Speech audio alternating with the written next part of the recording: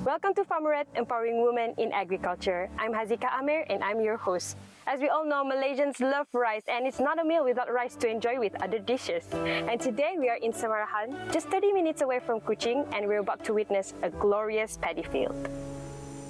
This paddy field is owned by Madam Mac and her husband Mr. Robert, and they have been growing their paddy field since 2010 as a way to preserve their culture and tradition here at Kampung Sungai Batu. Together in this episode, let's learn about Madam Max and Mr. Robert's journey in growing their paddy field and also what keeps them motivated and the obstacles they have been through. Selamat petang, nama kami Mecdarman. Kami tuan rumah, kerja kami menanam padi, berkebun. Tidak ada orang yang menolong, tapi ya pekerjaannya kami kecil-kecil dulu bah tanam padi dengan mak kami ikut. Lagipun kami sedang kerja juga, ya nanam padi itu lah. Lagipun tanah terbiasa ada anak yang baik tanam padi je. Kami kecil dah tahu tanam padi. Yalah kecil-kecil dah ikut mak bapak kita nanggau orang tua lu tanam. Tapi kini tu lah belajar. Mula kita nak ya mencemai biji benih lepas ya kita dahnya lebih 40 hari kita cabutnya bawa kita tanam kat situ kat ladang tu sampainya berbuah lah. Bawa kita ambil ambil buahnya. Yang susahnya musim nak meracun ya, yang kami nang saya dah buat lah, saya dah mula ya. Kami tanam aja. Musim nak ambil buah lah, kami yang minta tolong orang lah, ngaji orang. Beras ya, mun ada orang mau beli adalah jual, tapi tu kami malah makan impun lah.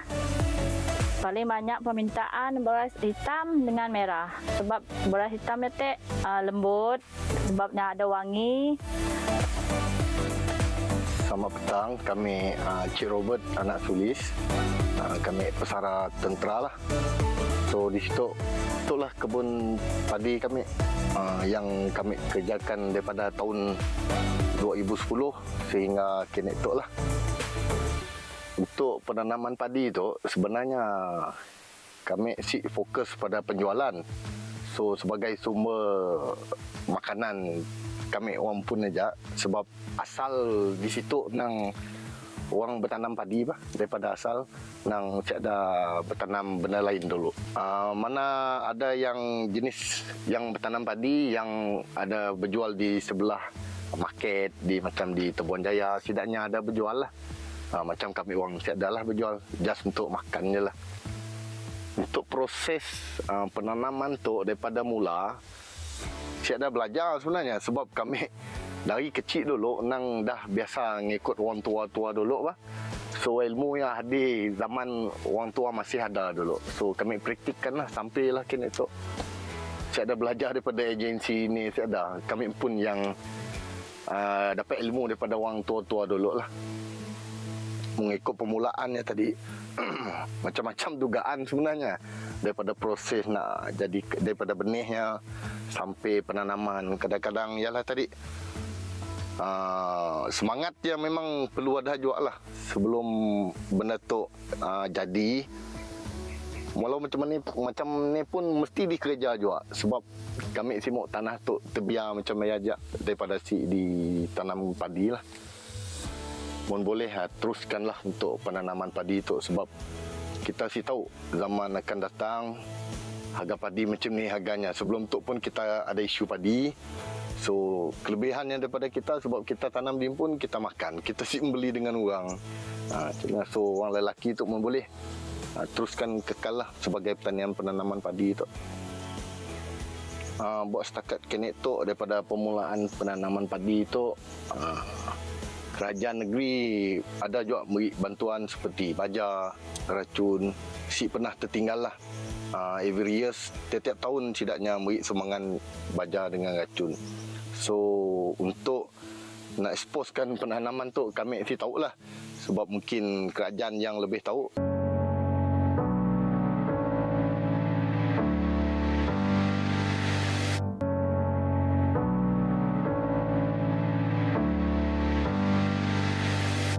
So now let's proceed on learning on the processes of growing a paddy field. And today we have Madam Mac here with us to show us the way. we have Madam Meg here with us to show us how to plant the first process for today, which is planting the paddy seeds. And firstly, we have to know what kind of seeds are we using. Okay, jadi Madam, itu adalah benih padi apa? Benih padi hitam. Jadinya tumbuh kelak, kelak dah jadi nasi hitam lah. Oh, jenis hitam. Okay, alright. Jadi boleh tunjukkan cara-cara kita tanam? Okay. Mula kita mula lubang. Serta lubang kita angkah padi itu ah. So berapa dalam lubangnya kak? Si berapa dalam gila? Okay. Dalam 1 inci, 2 inci? Ya. Cukup? Cukup. Bagaimana dengan tanah Tok Madam? Kita mesti basah kah, kering kah, ataupun kita boleh pilih mana-mana tanah je? Mana-mana tanah tak boleh, tapi nya si mau kering gila, licak gila pun nya si mau. Just nice lah. Alright. Selepas kita letakkan semua benih Tok Madam, kita letak ke sini lagi. Kita pula apa lagi? Kita tutup kan? Tutup kita sapu pakai daunnya. Oh, okay, alright. Jadi kita habiskan dulu lah. Kita habiskan dulu lah. So first things first, we have to dig some holes for the paddy seeds, and then we just put the paddy seeds inside the holes. And just like what Madam Meg has said to us and mentioned before, the soil, it doesn't have to be too dry or too wet and drained with water. It has to be just moist enough for the paddy seeds.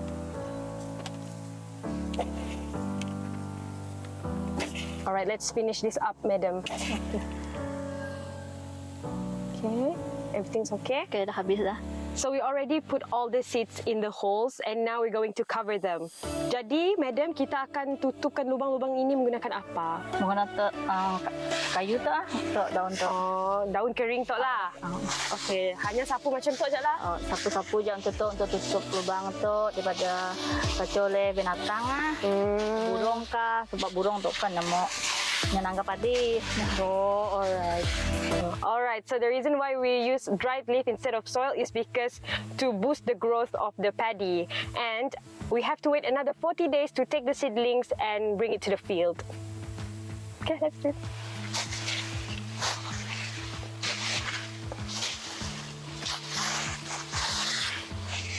Next, we're going to transfer these paddy seedlings to the field, and this is how the paddy seeds grow into after 40 days. Jadi boleh cabut lah, Madam? Boleh cabut. Alright. Tanah. Okay. Tolong, Madam. Alright, kita mesti hati-hati so that it's not broken and we can put it in the field.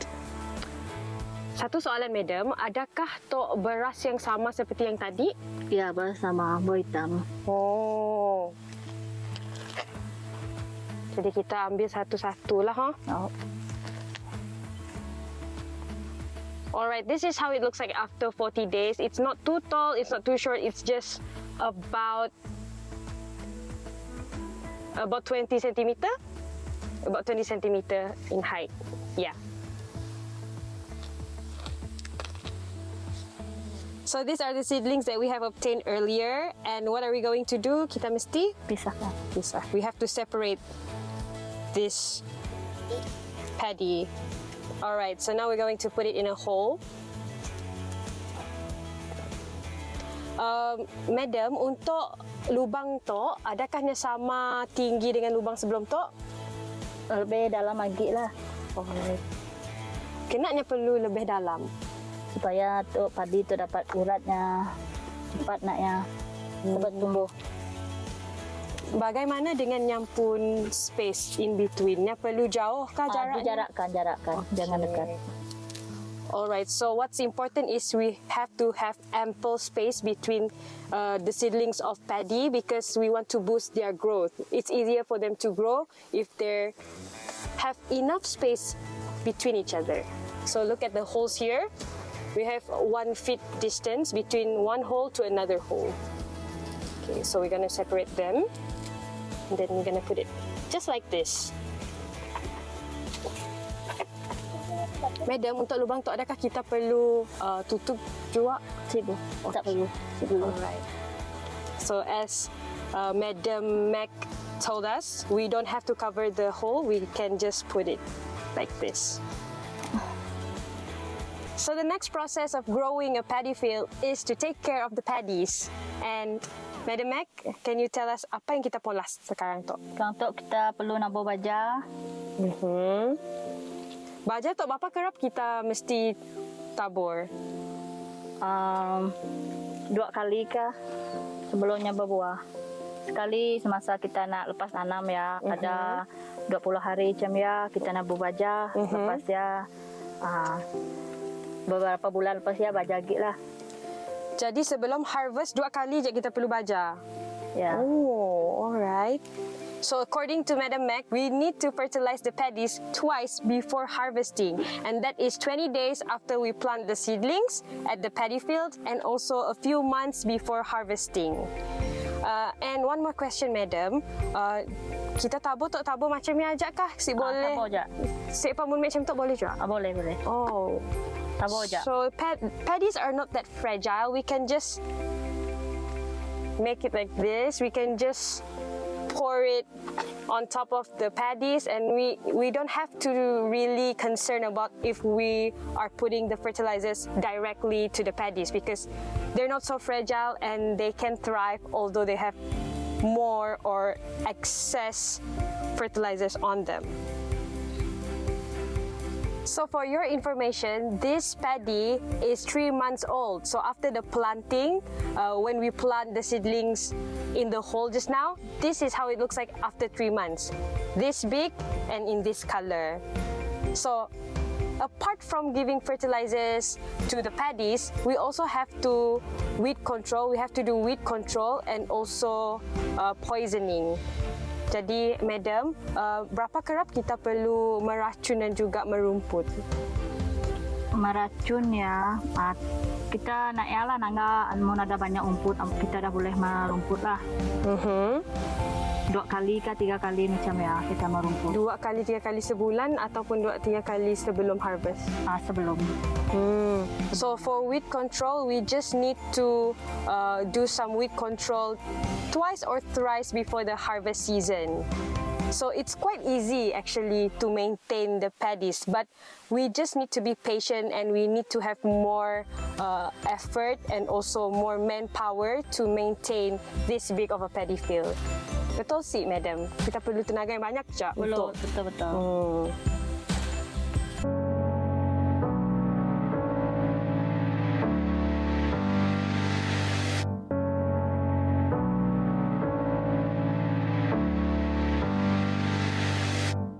So now we have waited for 4 months and we're going to harvest the paddies. So first we have to do a maturity check and we have to ask Madam Mac, how are we going to identify the mature paddies?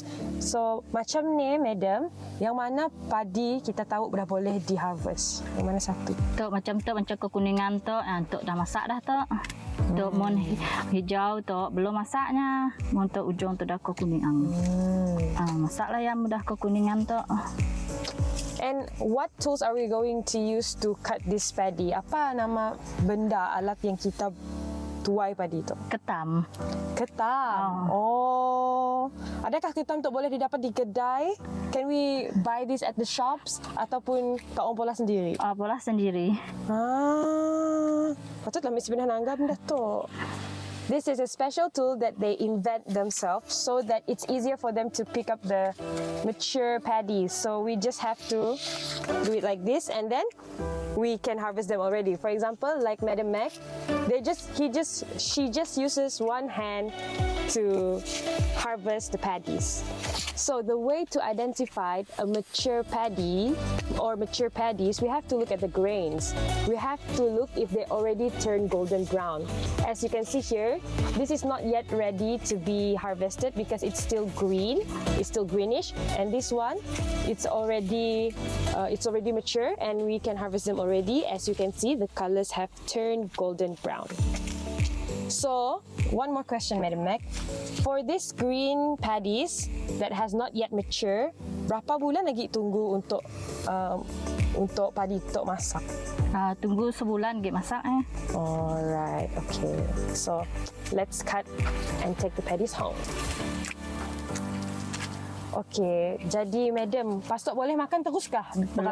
Belum. Kita leraikan daripada naik tu Dia tangkai tu supaya jadi biji lah. Alright. Dah tek jemur, lepas jemur tek bawa kita nak yang So pasal kita proses pembuatan beras lah. So this is one of the last process of harvesting of the paddy, and after that we're going to process it into rice that can be commercialized at supermarkets and also convenience stores. So now, Mr. Robert, Cik Robert, apa yang kita akan polah sebelum kita pergi ke proses pembuatan beras? So kita akan leraikan biji tu daripada tangkai. Orang dulu madah proses ngenjun. So proses ngenjun tu dulu makai pelangkar, kena tu si perlu lagi lah. Makai manual ikut kesenangan kita. Okey. So paling sesuainya makai kaki lah. So untuk demonya, contohnya. Okay, so this is the threshing process. The threshing process involves separating the rice grains from the paddy stalks. Usually people beat the paddy stalks, and here we have another technique which is using our feet. And can I ask Mr. Robert, kena kita yang tinjak this paddy, bukan Madam Mac? So proses tu mun perlu memang makin tenaga lelaki lah, sebab kerja tu lebih berat daripada kerja perempuan.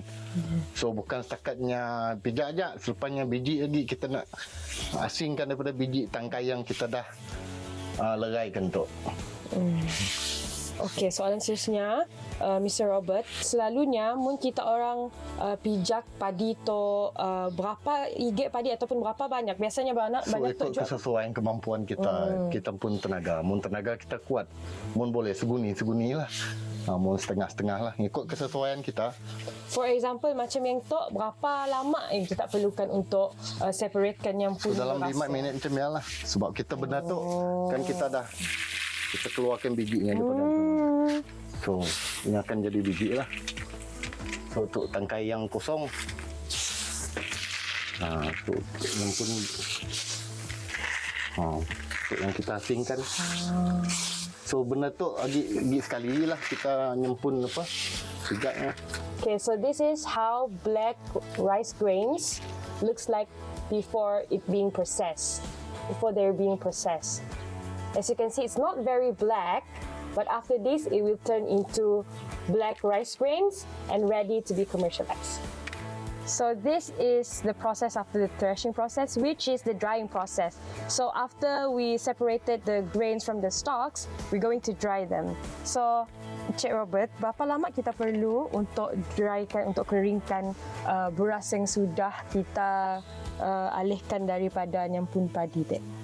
So biji itu kita akan jemur dalam kurang lebih dalam setengah hari lah. So depend kepada panas lah. Mun panasnya kuat, so cepatnya tua, cepat kita prosesnya enjin jadi beras. So kita bergantung pada cuaca juga lah. Mun cuaca si panasnya ada lambat sikitnya tua. But according to Mr. Robert, there's another special technique to know if it's dried enough or not, which is we're going to pop it like we eat chia seeds. Boleh tolong tunjukkan caranya? So, yang akan bunyi ada meletup. So, cukup tua lah padi ya. So, if it's easy to be opened, then we can start with the next process. So, after all these rice grains have dried up, what are we going to do next, Mr. Robert? So, selepas padi tu dah tua di jemur kita, proses terusnya kita akan enjinnya jadi beras. So kita akan menginjin lah. Tempoh enjinnya mungkin dalam kurang 5 minit ataupun 6 minit macam ni lah. So untuknya jadikan beras. So let's head up to the next process, which is the milling process. So this was the milling process which separated the rice grain from another layer, which that layer will produce rice brands. So here we can see the rice brands, and normally we keep these rice brands to be fertilizers for other plants such as mushrooms. And now let's see how the rice looks like after the process. So yang kita sudah jadikan biji dan proses jadi beras. So beras yang kita proses nyun tadi, so nya akan jadi warna hitam lah. So as we can see here, from the previous step, we cannot see the darker color of the rice grains. We cannot see how dark it is. But now, after the milling process, we can see it is a different type of rice. We know the type of rice and we know the color of the rice after the milling process. So we're going to keep it here. So this is the last process, isn't it? So after the last process tu, apa kita akan buat? Kita akan timbang, kita akan cuci dulu kan macam ni. So macam biasalah, kita akan cuci dan kita masak lah. So jadi nasi lah nya. So it is ready to be washed and to be cooked in your rice cooker. So we're approaching the end of our program for today, and we would like to extend our gratitude to Madam Mac for teaching us how they grow their paddy field. Terima kasih kepada TVS, Kerajaan Negeri. Terima kasih juga kepada Jabatan Pertanian Semarahan kerana telah memberi bantuan baja ngaracun. Dan terima kasih juga kepada Cik Zika kerana sudi datang ke kebun padi kami. So that's all from us. I hope you guys learned something new today, because normally we just eat rice. We don't know how the process of growing paddy field is. And we hope to see you soon. Bye!